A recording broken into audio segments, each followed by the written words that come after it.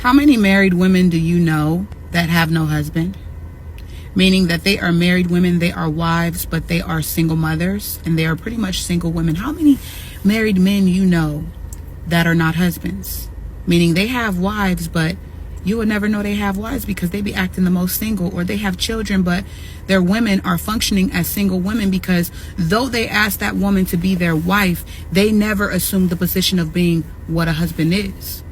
And before you ask God for a husband or for a wife, ask yourself, are you a husband? Are you a wife? Do you actually understand what it means to enter into a covenant like marriage? Because so many people think getting married is about filling in your empty spaces, letting someone complete you, romance, butterflies, flowers, bouquets, happy days, happily ever afters. No. Do you know what happens at altars? Sacrifice. And you know what a sacrifice is? Dying to yourself. Did you know that in marriage, two become one flesh? Meaning when you become one with that man, you join with him and you need to submit to him. Allow him to be your head.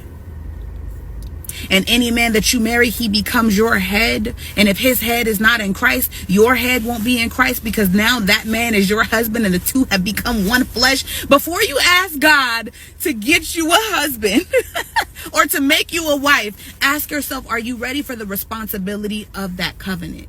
Because it's not going to be all sunshine and rainbows. Marriage is meant to reflect the kingdom. Marriage is a covenant. You want to get married because you think it's going to give you security or safety. It's actually going to reveal your insecurities and your lack of safety. You think it's going to fill in your voids. It's actually going to reveal how broken and how empty you actually are. I'm saying all this to say, stop coveting something that you don't fully understand. Instead, ask God, reveal to me if marriage is my ministry. Reveal to me if I'm called to be a wife, if I'm called to be a husband. Because it's not all about romance. It's not all about giddy feelings. It's about doing God's will in the earth. Ask God, is this a ministry you called me to? Because some of y'all been called to the ministry of singleness, and yet you're begging to be a wife. You're begging to get a wife. But are you a husband?